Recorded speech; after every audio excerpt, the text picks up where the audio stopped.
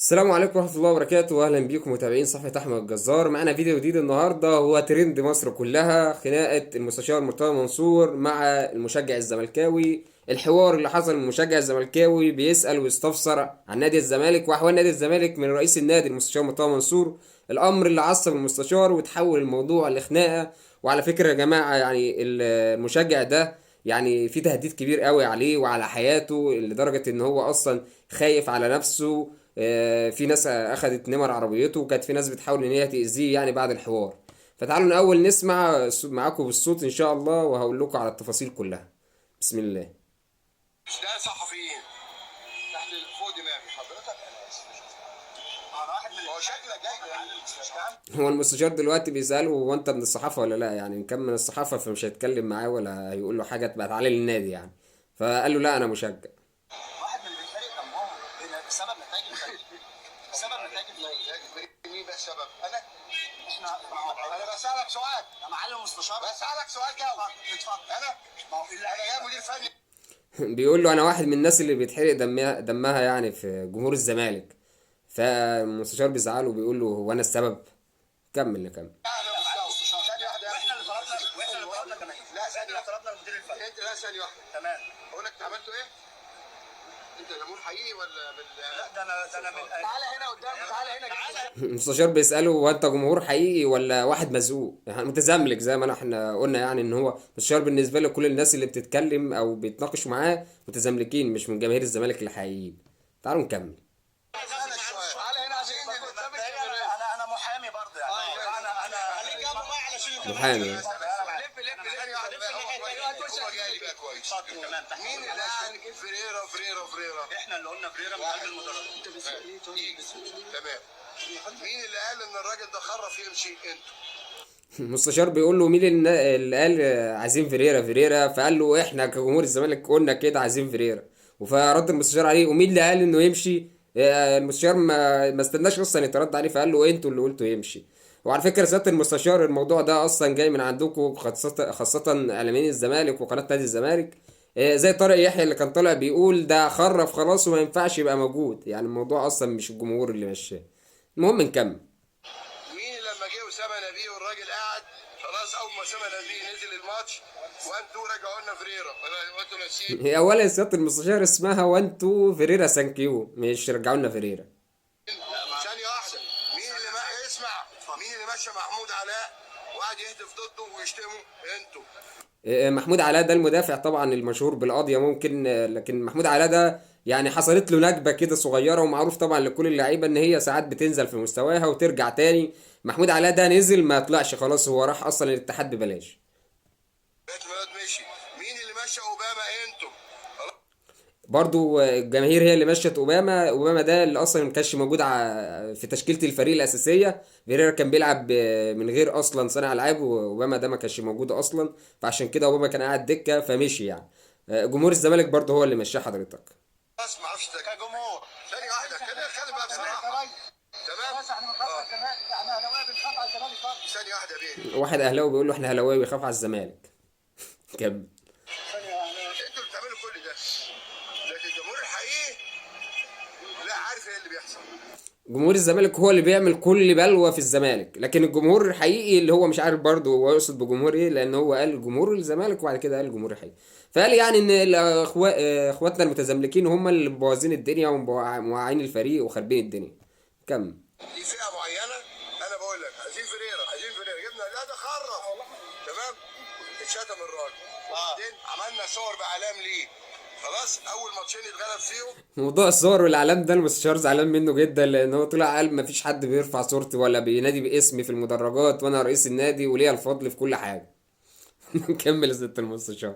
مشي فريرا. يقول فريرا ده راجل مجنون. مشينا فريرا جبنا اسامه نبيه.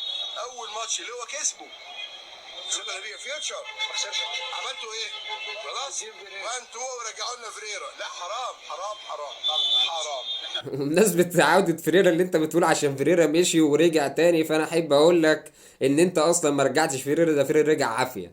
لان انت عارف ان في شرط جزائي وانت ما قدرتش تدفعه، فعشان كده فريرا رجع عافية. بتكلم على الزرع والحصاد. يا بيه حرام.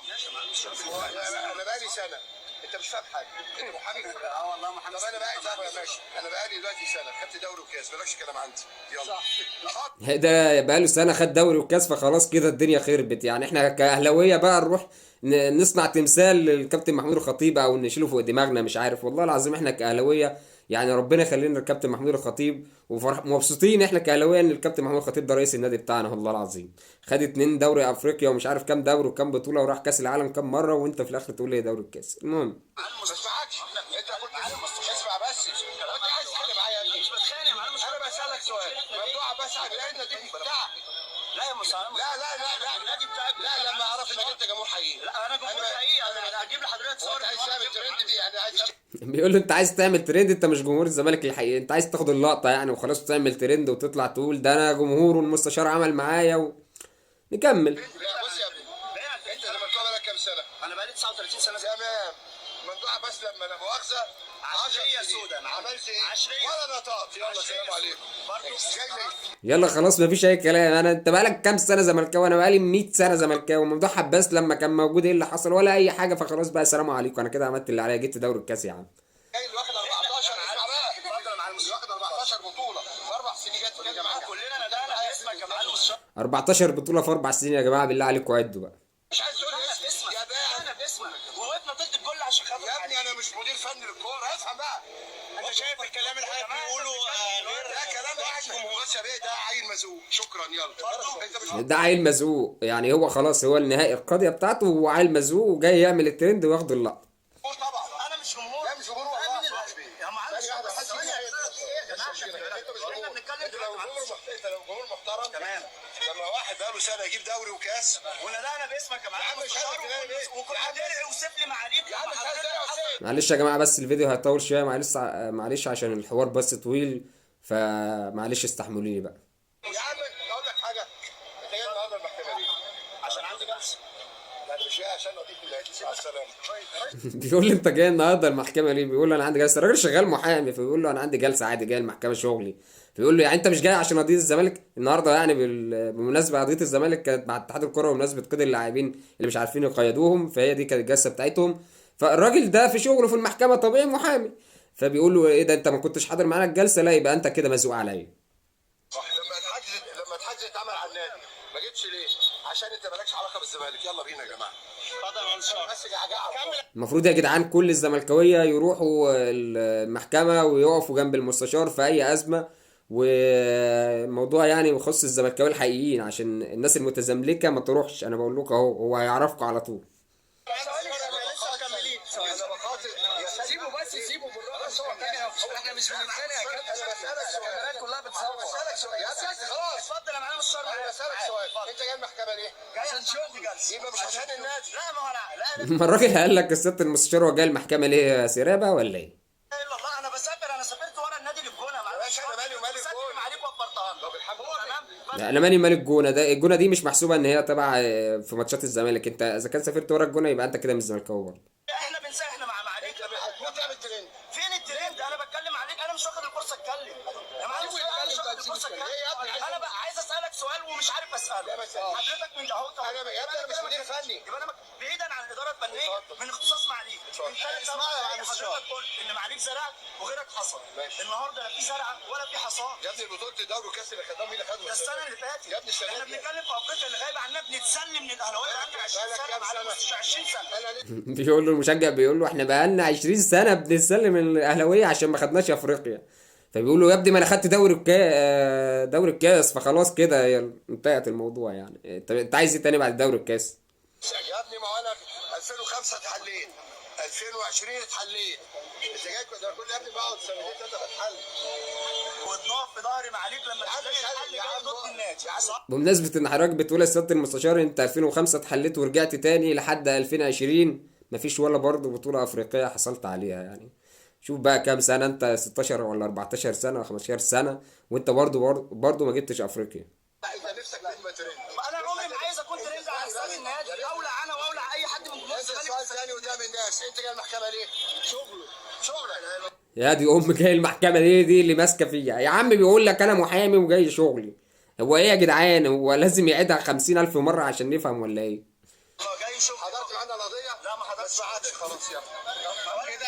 طبعا انت حضرتك ما تحسبش ضمن هو نفسه هيموت طالما ما حضرتش معانا القضيه بتاعت الزمالك يبقى ما اسمع. انت متزملك، كل من هو ما حضرش قضيه الزمالك النهارده في المحكمه هو متزملك. نداء لكل الزملكاويه، انتوا متزملكين كلكم اللي قاعدين في البيوت. عيل مزوق، انت عيل مزوق خلاص. لا مش خلاص. لا محدش يجي ناحيتك. بقول لك ايه انا الجمهوري. بمناسبه انه بيقول ما حدش يجي ناحيته، كانت في ناس رايحه تضربه على فكره، اقسم بالله.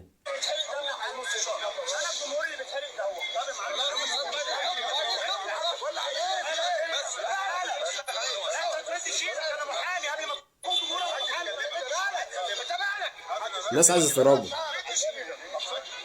اللي هم الزملكاويه الحقيقيين بقى. انا عمري ما كنت رد حساب الندم على الشهر. كفايه انك انت كنت في حساب النهارده. بقول لك ايه طيب خلاص كده. كفايه ان انت كنت في المحكمه النهارده وما حضرتش قضيه الزمالك. انت متزملك، انت ما عندكش اي زملكاويه اصلا يا ابني. انت ازاي تبقى في المحكمه والمفروض تسيب شغلك واكل عيشك وتحضر قضيه الزمالك؟ المفروض يعني. تمام خلاص. طيب خلينا نقدم كمل معاك. النادي بيحتضن، فرقتنا بتحتضن. فين الصفقات يا معلم؟ فين الصفقات؟ اللعيبه كلها ضرب. اقول لك اللعيبه كلها ضرب. لا لعيبه كلها ضرب. لا لعيبه كلها ضرب. بيقولوا فين الصفقات، بيقولوا لو قلت لك فين الصفقات هتزعل. انت قصد انت لئيم قوي المستشار مرتضى منصور، قصدك ما كانش حلو خالص. خلاص يا مستشار خلاص يا ريس. والله طبعا تعليق حضرتك على كلامه. انت يا ابني عيب كده محمود. عيب هو عايز حد. لا مش كده يا ابني. هو اصلا محامي يا جماعه. بيقول لهم يا ابني ما تجيش جنبه عشان هو نفسه في كده، هو عايز يعمل ترند، عايزين تضربوه اصلا عشان هو يطلع الترند بقى، فمحدش يجي جنبه.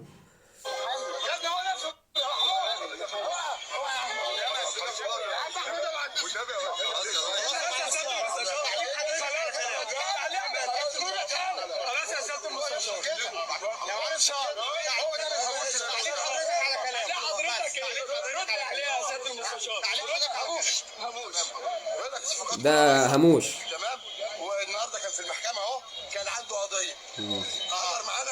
لا هو جاي شغله. بيقول لك في الاخر بقى سياده المستشار ان ده عباره عن هموش ومتزملك، وكان في المحكمه وما حضرش قضيه الزمالك، فاذا هو متزملك ما ينتميش لاي الزملكاويين الحقيقيين.